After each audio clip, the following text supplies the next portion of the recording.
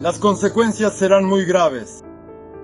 Si no llego al Kremlin en un futuro cercano y no aparezco en vivo junto a usted, el ejército volverá sus armas contra el Kremlin.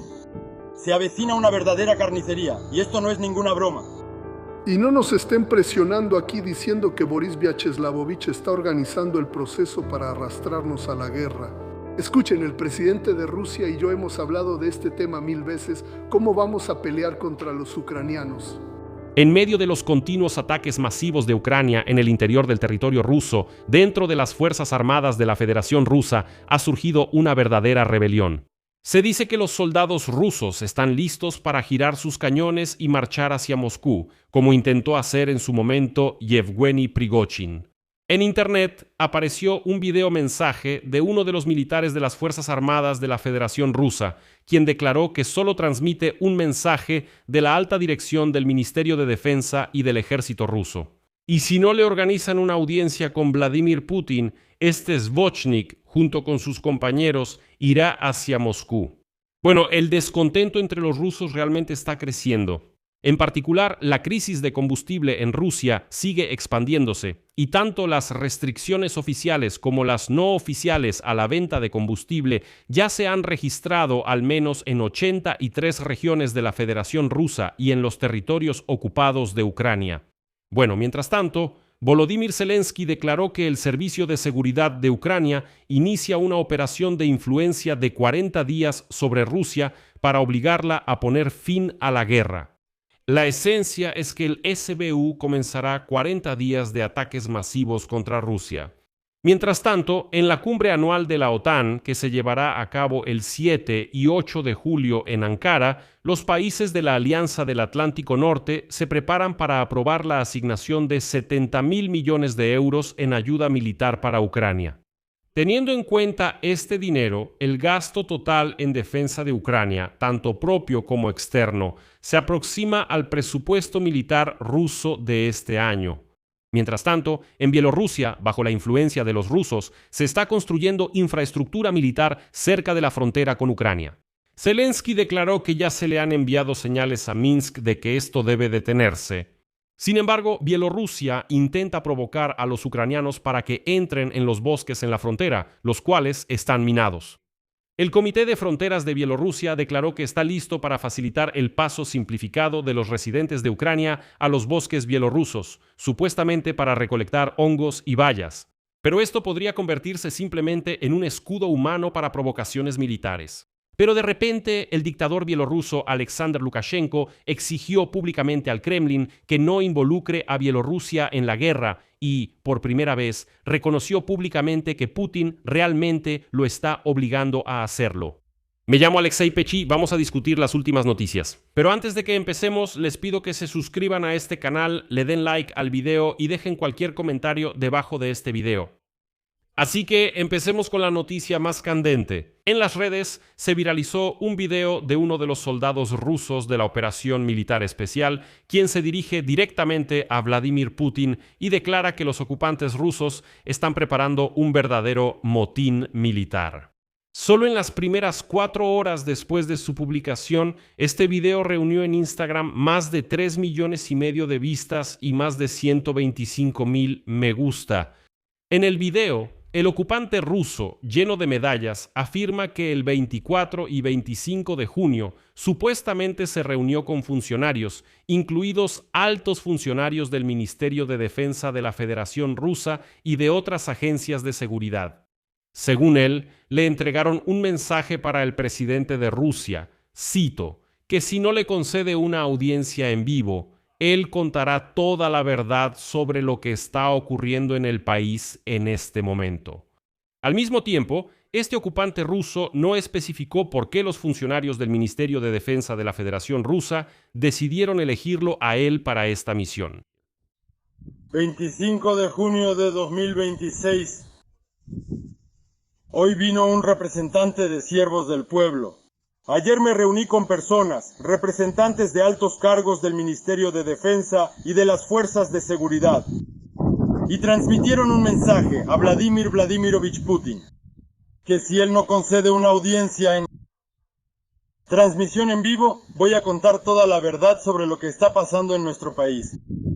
En este momento, decenas, cientos, miles de nuestros soldados están en celdas, castigados por sus propios comandantes. Están ahí, pudriéndose, sufriendo torturas y violencia por parte de la llamada Gestapo. Por negarse a cumplir órdenes estúpidas y suicidas, por negarse a entregar su libertad. Son recursos financieros. Y al final los eliminan y los declaran desaparecidos. Vladimir Vladimirovich, preste atención a esto, recíbame. Las consecuencias serán muy graves. Si en un futuro cercano no llego al Kremlin y no hablo en vivo, el ejército que está a su lado dirigirá sus armas contra el Kremlin. Solo estoy transmitiendo el mensaje. Eso es todo de mi parte. Al final, se supo que en este video aparece Alexander Lunin, un militar de la región de Voronezh, Federación Rusa, que participó en la invasión a Ucrania y tiene un blog en Instagram y otras plataformas. En otro video, este mismo ocupante, Lunin, declara que esto no es un farol, no lo piensen así, y que si algo le pasa a él o a su familia, cito, eso será una señal para comenzar a actuar. Quien supuestamente fue a verlo y le transmitió un mensaje para Putin, el bloguero, por supuesto, no lo dijo, pero afirmó que está dispuesto a contárselo solo al presidente Putin y solo en una transmisión en vivo. Pero sobre qué quiere hablar con Putin, quién es él y quién supuestamente habló con él del Ministerio de Defensa de la Federación Rusa, no lo dijo. Amigos míos, se avecina una auténtica carnicería, y esto no es ninguna broma. Si Vladimir Vladimirovich ahora muestra sensatez, responde a los mensajes de los militares, de las fuerzas de seguridad, de esas personas que vinieron a verme ayer, entonces esto se puede evitar.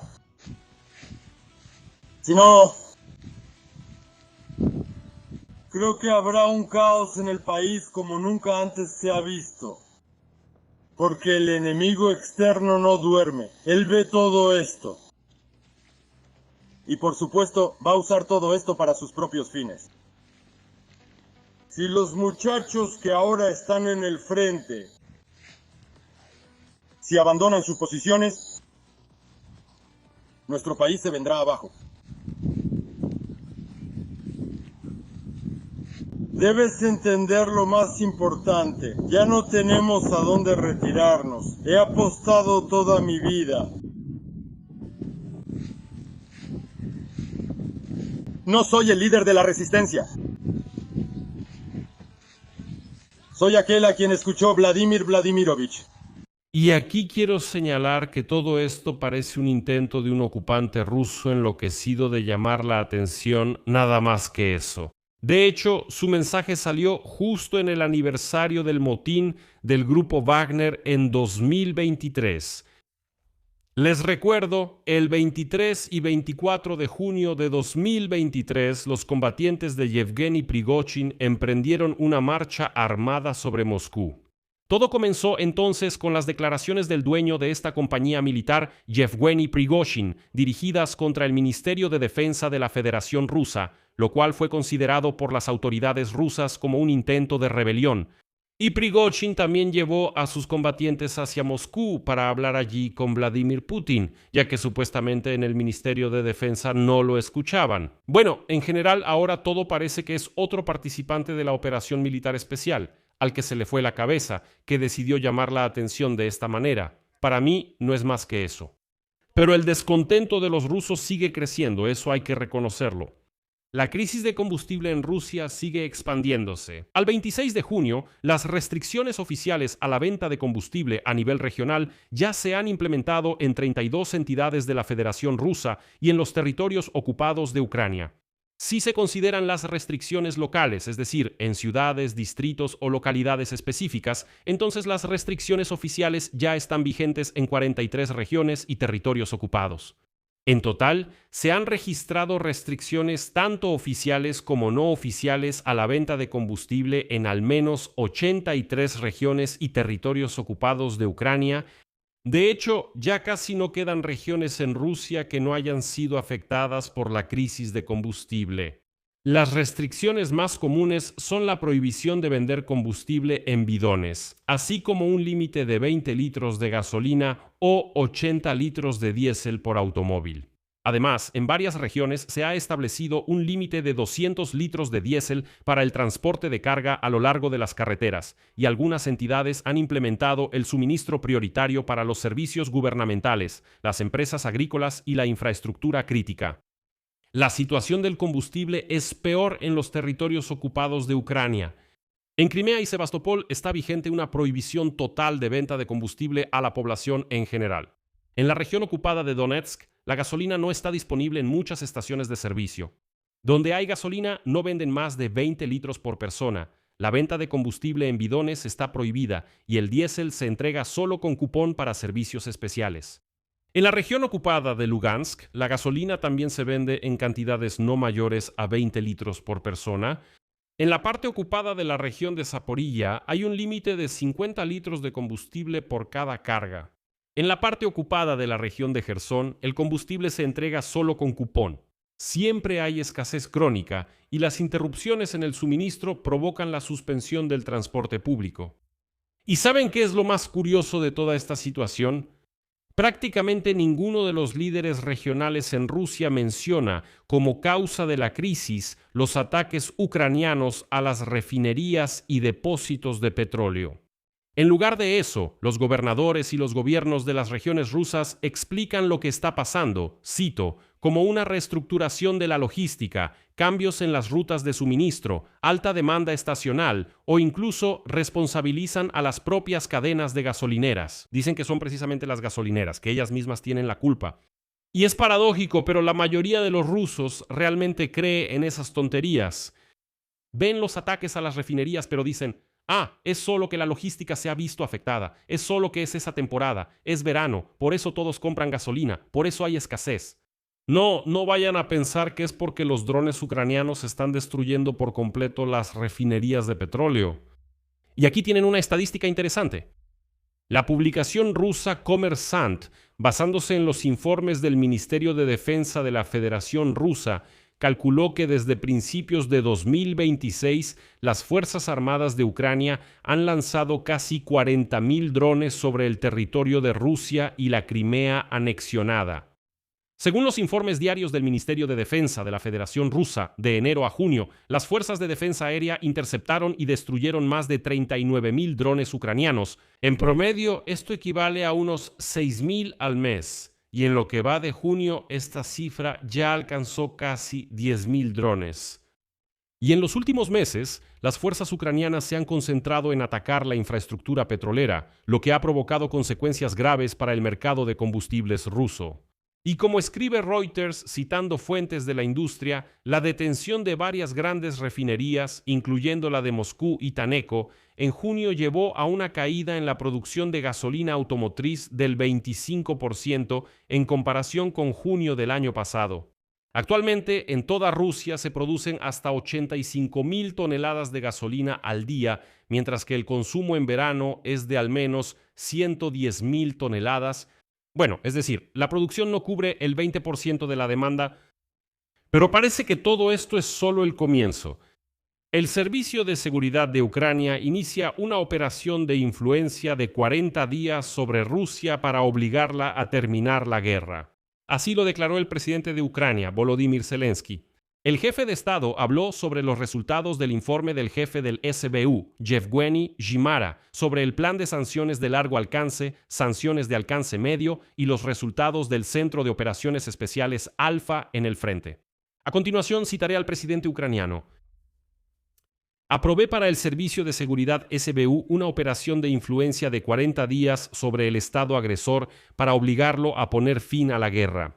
Durante varios meses consecutivos, precisamente el SBU ha demostrado los más altos niveles de defensa de las posiciones de Ucrania en el frente gracias a drones de diferentes tipos. El Centro de Operaciones Especiales Alfa lidera la neutralización de efectivos y la destrucción de equipo de las fuerzas ocupantes.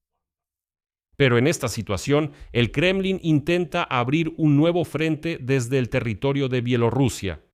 Zelensky contó hoy que en Bielorrusia están construyendo infraestructura militar cerca de la frontera con Ucrania. A continuación, cito a Zelensky. El jefe interino del Servicio de Inteligencia Exterior de Ucrania, Oleg Lugovsky, informó sobre la implementación, bajo la evidente influencia rusa en Bielorrusia, de medidas para prepararse para una posible expansión de la agresión contra Ucrania. A lo largo de la frontera ucraniana en Bielorrusia se está finalizando la construcción de infraestructura de carreteras y bases de almacenamiento de municiones y combustibles y lubricantes. No tienen ningún otro propósito más que el militar. Se trata de las siguientes direcciones fronterizas: Kobrin-Kovel, Ivanovo-Manevichi, Luninets-Sarny, Rechitsa-Korosten, Gomel-Chernigov. Sabemos que en los documentos rusos esto se describe precisamente en el contexto de las tareas de la llamada Operación Militar Especial. Bueno, y Zelensky también señaló que Bielorrusia ya ha recibido señales de Ucrania sobre este tipo de actividades y sobre todos los demás formatos de su colaboración con Rusia con el objetivo de prolongar o escalar la guerra. Otra cita: Bielorrusia sabe qué pasos necesita dar de su parte para la paz. El desarrollo de la infraestructura fronteriza de agresión por parte de Bielorrusia debe ser detenido. Los pasos dirigidos a la desescalada y la eliminación y la paz deben ser tomados precisamente por la parte bielorrusa. Y en este contexto, el Comité Fronterizo de Bielorrusia y después de ellos el dictador bielorruso Alexander Lukashenko declararon inesperadamente que están listos para facilitar el paso simplificado de los ciudadanos ucranianos a los bosques bielorrusos para recolectar hongos y bayas. Pero en el Servicio Fronterizo Estatal de Ucrania dijeron que, de hecho, la práctica de permitir el paso de ucranianos a través de la frontera para recolectar bayas y hongos silvestres existió durante muchos años. Pero eso fue antes de la invasión a gran escala de Rusia, cuyas tropas entraron a Ucrania, incluso desde el territorio de Bielorrusia. Desde 2022, ni los puntos de control fronterizos fijos con la República de Bielorrusia, ni estos simplificados, en realidad no funcionan en absoluto. Además, recordaron que a lo largo de toda la frontera con Bielorrusia se han reforzado los obstáculos minoexplosivos. Y en general, para entrar, permanecer, residir o realizar trabajos en la zona fronteriza, es necesario tener un permiso especial. Por eso, los llamados de Bielorrusia a los ucranianos para que vayan a los bosques en la frontera, que de hecho están minados, suenan como un intento de montar una provocación. Pero el dictador bielorruso Alexander Lukashenko actuó de forma completamente equivocada en esta situación. ¿Sorprendente? Minsk no tiene intención de unirse a las acciones militares contra Ucrania. Alexander Lukashenko declaró esto en una reunión con el embajador ruso Boris Gryzlov y el gobernador de la región de Moscú, Andrei Vorobyov. Por primera vez reconociendo públicamente que el Kremlin, a través de Gryzlov, realmente está tratando de persuadir a Bielorrusia para que participe de manera más activa en la guerra contra Ucrania. Y el canal de Telegram Pulperbogo publicó el video de la conversación. Bueno, es decir, es el canal oficial de la administración de Lukashenko. Y es evidente que publicaron este video intencionalmente para mostrar públicamente que Lukashenko supuestamente, disculpen la expresión, rechazó a este Gryzlov y dijo que no hay que intentar persuadirnos de entrar en la guerra contra Ucrania. Y es interesante que la agencia de noticias bielorrusa Belta, que es una agencia estatal, incluso aclaró por separado que estas palabras de Lukashenko estaban dirigidas específicamente al embajador de Rusia, Gryzlov. Mientras que los propagandistas rusos en su reportaje simplemente ignoraron esta frase. Lukashenko agregó que ha discutido este tema en múltiples ocasiones con Vladimir Putin y le ha repetido lo mismo: los bielorrusos no quieren pelear contra los ucranianos. No necesitamos involucrarnos en la guerra y no deben presionarnos aquí con eso de que Boris Vyacheslavovich está organizando el proceso para arrastrarnos a la guerra.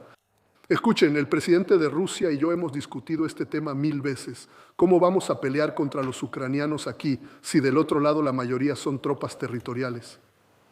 ¿Vamos a dispararles a esos operadores de maquinaria, ordeñadoras y chicos trabajadores que no quieren pelear contra los bielorrusos? Nosotros tampoco queremos pelear contra los ucranianos.